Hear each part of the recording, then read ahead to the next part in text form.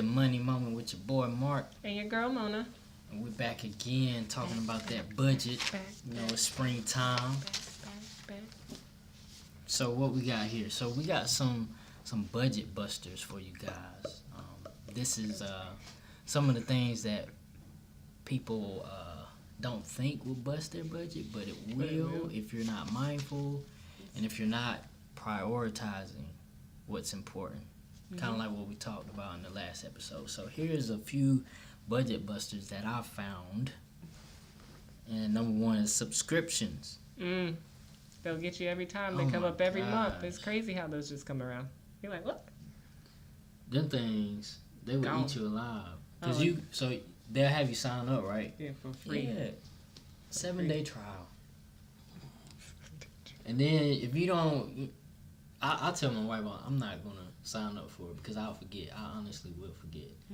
Just leave an alarm. No, I'm not going to look at it. I'm going to just forget. So I just don't even bother. The second one's eating out. But the food be so good. Yeah, but eat at home. You have to be strategic. You have food at home. you have to be strategic, you know. Yeah. So I mean, you can be like, well, let's eat out. Maybe 2-3 times a month. Yeah, it's okay to have those date nights. Yeah. Just have them planned and stick to those nights, and then after that, you have food at home. Yes. Remember that. The third, gym memberships. I'm a part of 2 gyms right now. They pay. You're paying, but you're not going. Paying, but you're not going. If you're gonna pay, at least go. That's the kind of money that I would want to have. You know, like they paying me, but they not coming. Right. Got all these thousands of people at this gym, but they not coming. I wonder what the metrics are. It's probably crazy. Behind the scenes on that one. Yeah, I like to see that. All right, 4 gifts. Did I say it right? Gifts. So with that one, like, if you watch the show Gems, I've kind of discussed this a little bit when I was talking about you buying somebody a gift and you not feeling like it's enough, so you buy more. Yeah, you go overboard. Or you might just impulsive spending and you just buy the most expensive thing thinking that's what the person would love to have. Yeah. And that goes back to still with gifts and the holidays, different holidays, Valentine's Day, Christmas, birthdays. You know those things come around every year. So if you want to do an extravagant gift, set a budget for it. And say, this is how much I'm going to spend on this gift and just spend that. Yes. Entertainment, movies. You know, concerts. I'll spend some money on concerts. Sports event.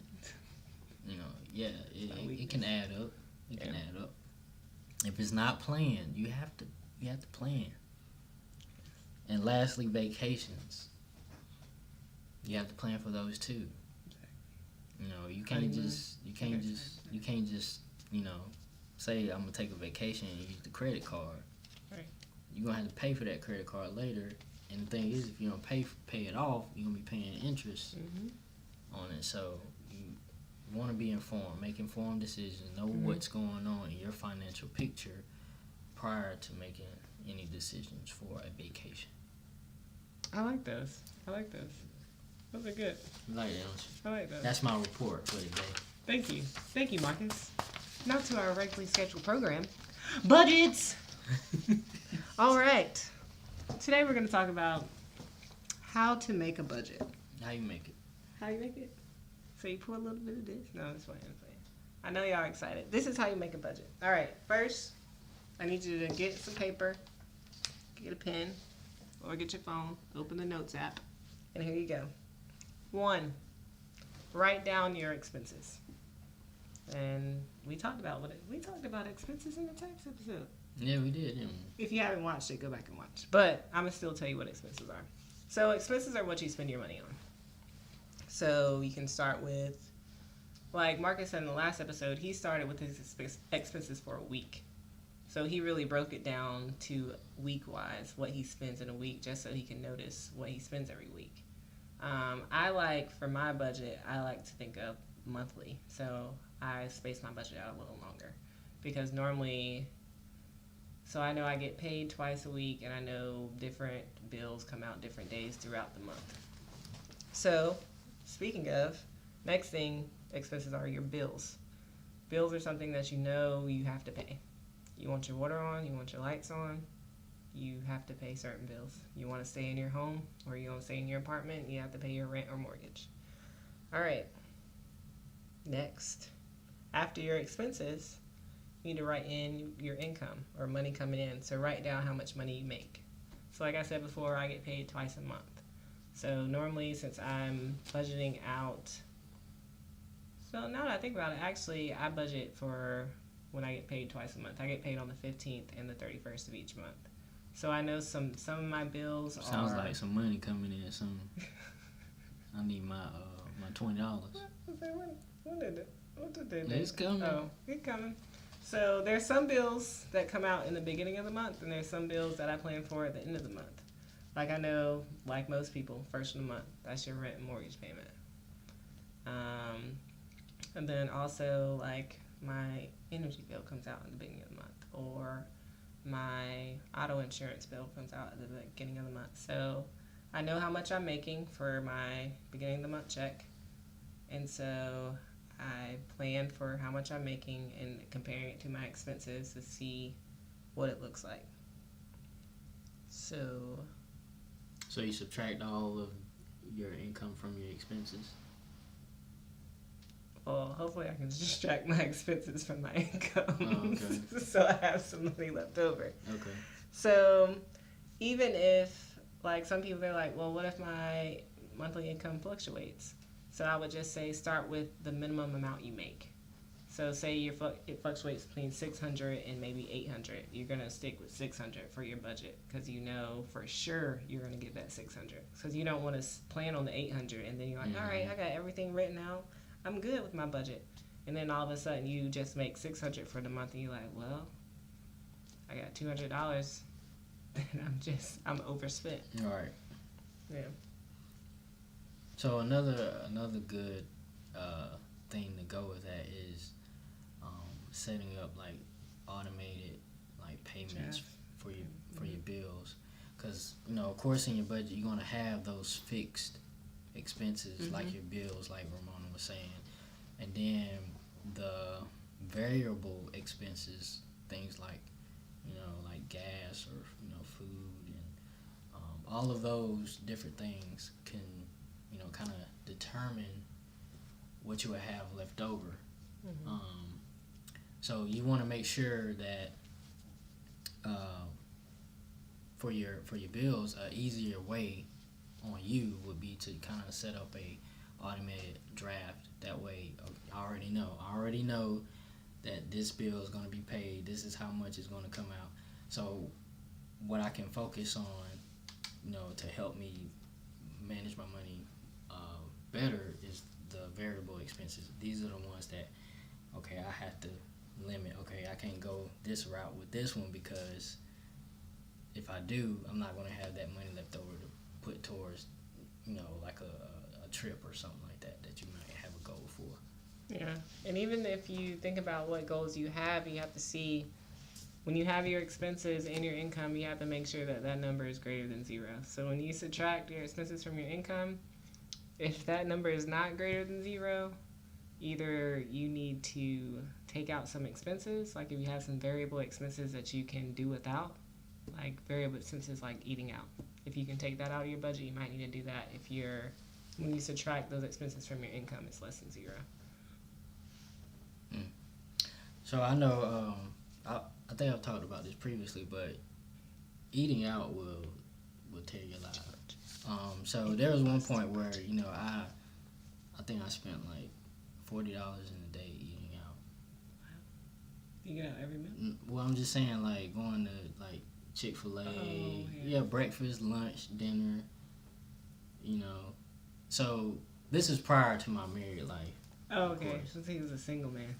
I mean, but it's important, to write down all your expenses, like Ramona was saying. Write them all down, and then however much you get paid, you write that down as well, and then you begin to just deduct right on down the list, and then hopefully, just hopefully, you'll have something left over, and then that can go towards, like your savings plan or your debt payoff plan or whatever you want to knock out. Yeah, so once you have that budget down and you have your income minus your fixed or variable expenses, then you have whatever you have left over.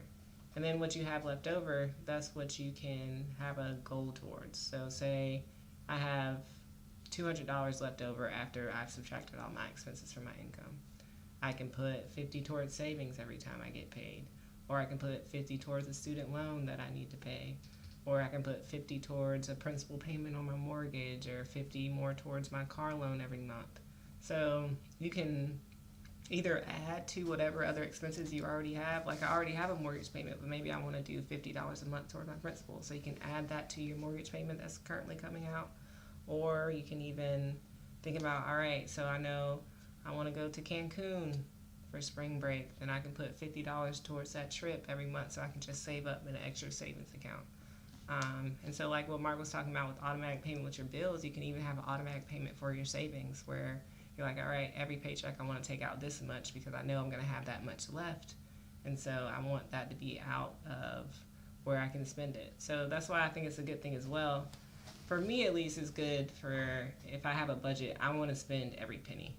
And it's not necessarily that I'm spending every penny, but I want every penny. I want to know where everything is going. So because when I don't have any place for some funds to go, then in my mind I'm like, all right, it's free money. It's just free money I can spend. Yeah. So when you have a place for all your things where it can go, then that gets your mind in a certain place where you're like, all right, that money has already been taken care of. So that's not just money where I can spend on the go. That makes sense. Makes total sense. Thank you. So let's run it back. Let's run back what we just discussed today. Run that on back. All right. So we started to how to make a budget. You take your expenses. Those can be fixed or variable expenses. Mm-hmm. They can be bills. They can be gas. It can be eating out. And you take those expenses and you have your income. So that's what you make throughout the month, week, bi-weekly, however you get paid. You can take your income. Then you subtract your expenses from your income. Hopefully you have more than zero. If you have less than zero, you might need to reconsider what you have for your expenses. If there's some variable expenses maybe you can take out, maybe you need to take those out. And then we talked about how you can use your budget. If you want to make extra payments towards that car loan, extra payments towards your mortgage. Even sometimes you can pay up your auto insurance if you want to. You can just pay that for the whole 6 months or the annual amount, so you don't have to worry about that coming out every month. So pay up on some things, catch up on some things if you need to, or even put aside some money that you want to save for a trip or event you want to go to, concert you want to go to. And then my last point, really, I just want to say start saving today. Don't wait. I know probably a lot of people watching this, they have some money that's left over they can save. You might have $50 in your checking account right now. You can put $10 in your savings account. Start small. Start small. It starts with those little habits. So just start where you are right now. And by the time you know it, you're like, oh, I saved up this much. Look at me, budgeting. Look at there. But thank you for joining us again. Yes, appreciate it. It's always a good time here at Money Moments with Marc and Mona. Oh, yeah. All right. Peace.